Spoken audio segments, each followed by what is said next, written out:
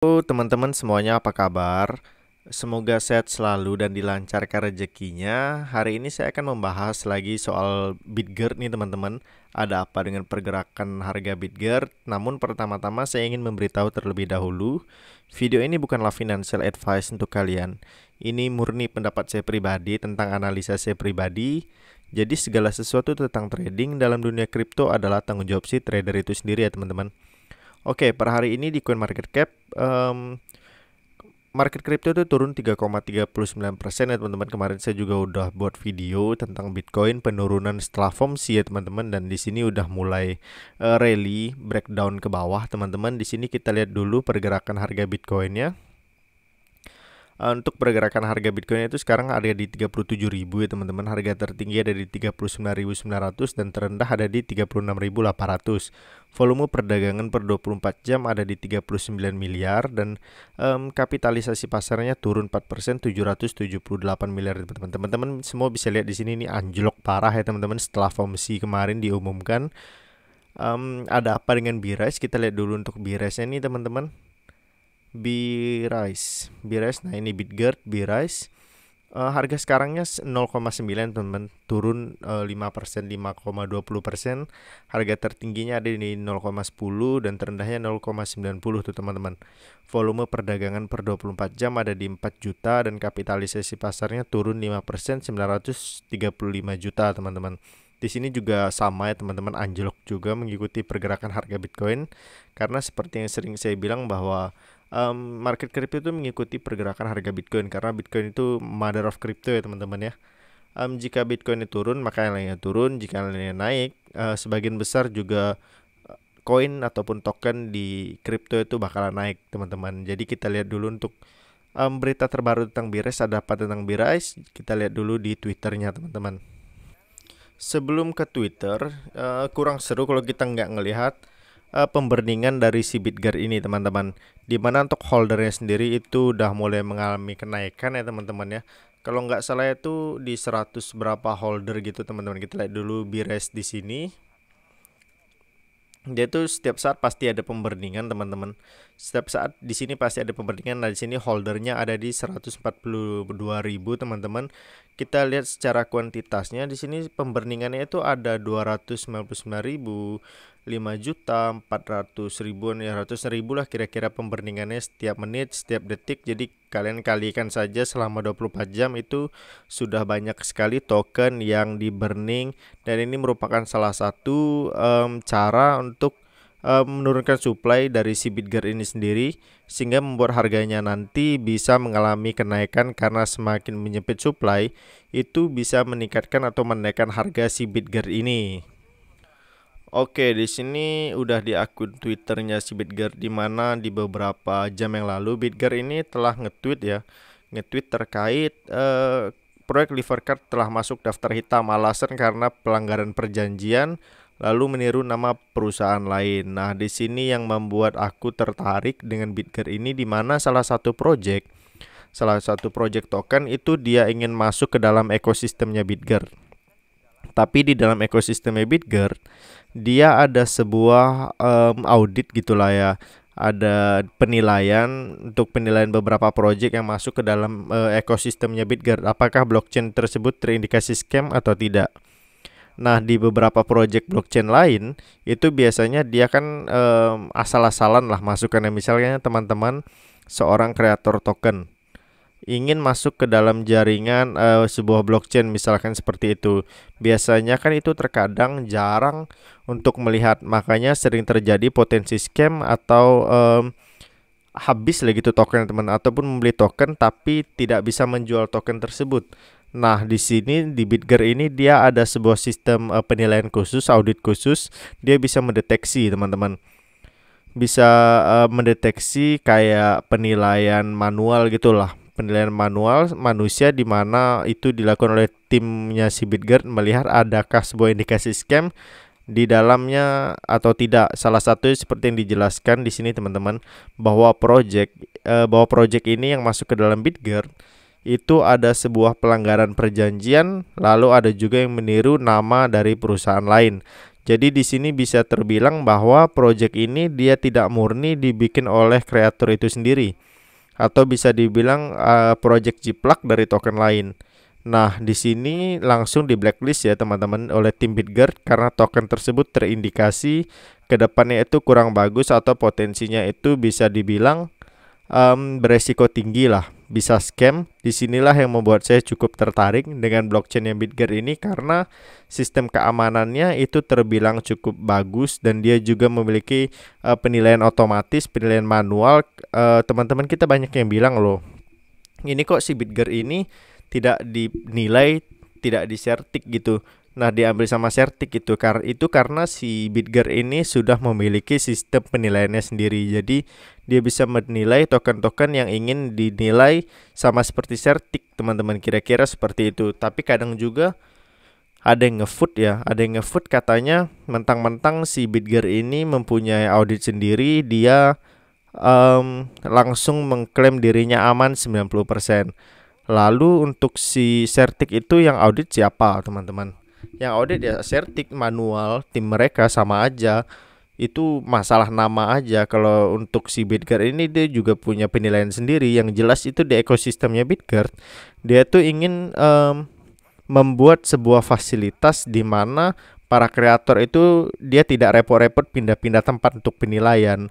Misalkan dia listing di Binance lalu di audit di Certik, teman-teman. Tapi kalau di Bitgert itu tidak. Misalnya dia ingin listing di BRC20, ingin menggunakan jaringan BRC20-nya si Breeze. Lalu untuk penilaian ya Bitgert juga bisa langsung menilai, mengaudit apakah aman atau tidak. Itu bisa langsung dinilai di KYC smart contract.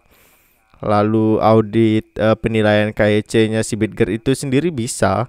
Karena kan ada dua audit ya. Yang pertama audit smart contract, lalu penilaian ataupun audit KYC ataupun developer KYC itu, teman-teman. Jika kedua itu sudah benar-benar bisa, itu baru bisa masuk ke dalam ekosistemnya Bitgert. Karena Bitgert ini dia ada dua sistem audit. Jadi bukan hanya di audit smart contract. Kalau hanya smart contract, developer bisa anonim gitu. Tapi di Bitgert ini penilaiannya itu dua. Jadi yang pertama penilaian itu smart contract, yang kedua audit KYC. Misalkan ada sebuah kreator token yang ingin memasukkannya ke dalam kreator Bitgert, dia harus mengikuti auditnya si Bitgert, smart contractnya, lalu sama KYC-nya itu langsung dari Bitgert. Siapa sih developer pencipta dari token atau koin tersebut?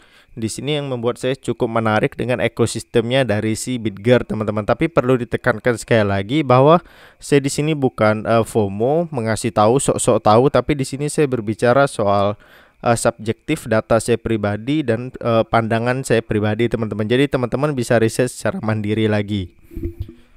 Dan yang menarik lagi ada beberapa project-project si Bitgert ini, project token yang telah diusung oleh si BRC20. Ada yang telah masuk ke dalam startup studio, itu sudah mulai masuk ke dalam data CoinMarketCap dan juga CoinGecko. Jadi beberapa token kripto yang telah masuk ke dalam startup studio itu saat ini sudah bisa dilacak lewat CoinMarketCap ataupun CoinGecko, seperti Numitor ini. Lalu Evo Finance ya teman-teman, itu sudah bisa juga. Lalu itu sudah mulai masuk ke dalam CoinMarketCap dan juga CoinGecko. Di sini kita bisa melihat ya, kalau dulu banyak sekali orang yang mengkritik terkait perkembangannya project si Bitgert ini. Katanya dia hanya mampu mengusung project-project kecil, project micin, project belum ada yang nama, dan tidak berani mengusung project-project besar. Nah, sebenarnya pandangan seperti itu salah kalau menurut saya pribadi, karena memang misi dari si Bitgert ini itu adalah mengusung project yang masih baru, orang-orang yang memiliki tanggung jawab, tapi dia kekurangan modal untuk mengembangkan project tersebut. Nah, si Breeze ini dia membuka sebuah peluang di mana orang-orang tersebut bisa melakukan bisa membangun sebuah project ataupun membuat sebuah token kripto lah, kira-kira seperti itu. Lalu dilakukan seperti penjualan sebelumnya, presale di startup, di spending lab, teman-teman, untuk mendapatkan lalu dia bisa mengembangkan project tersebut. Lalu di sini meskipun token tersebut masih terbilang kecil, micin, tapi untuk beberapa token yang masuk ke dalam Spinning Lab, itu masuk ke dalam ekosistem si Bitger, itu tidak serta-merta bisa langsung masuk. Itu ada sebuah sistem penilaian tersendiri yang memang sangat ketat. Itu dinilai secara manual oleh orang timnya Bitger.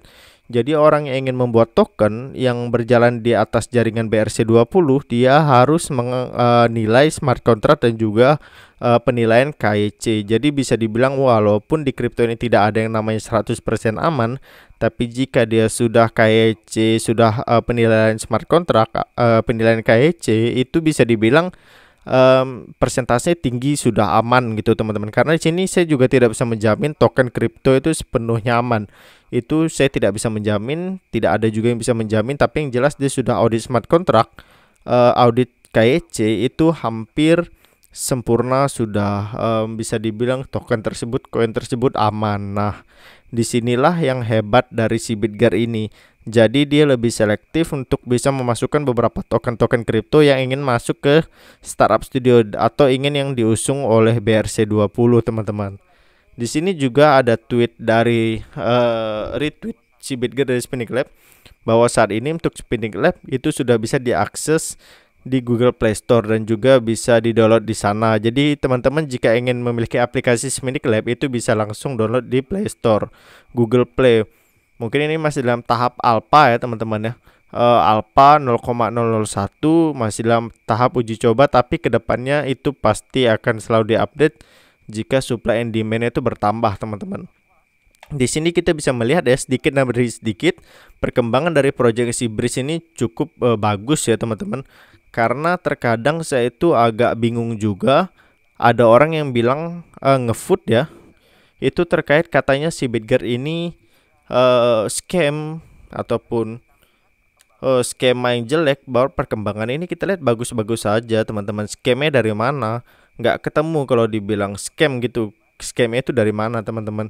Tetapi itu bukan data 100% ya teman-teman. Jadi di sini saya hanya melihat pandangan subjektif saya pribadi. Saya pikir itu salah jika ingin dibilang scam. Dan jika kita melihat saat ini untuk pergerakan atau perkembangan dari beberapa project yang diusung oleh si Bitger ini, bukan hanya roadmapnya saja yang berkembang, tapi token-token yang berdiri di atas jaringan si BRC20 atau si Bitger ini sudah mulai kelihatan ya perkembangannya. Dari dia sudah mulai banyak investor yang masuk, dia sudah mulai banyak masuk ke coin market cap, di CoinGecko juga. Dan kita melihat juga beberapa project yang usung itu perkembangannya cukup bullish, cukup bagus lah teman-teman. Bukan harganya, perkembangannya ya teman-teman.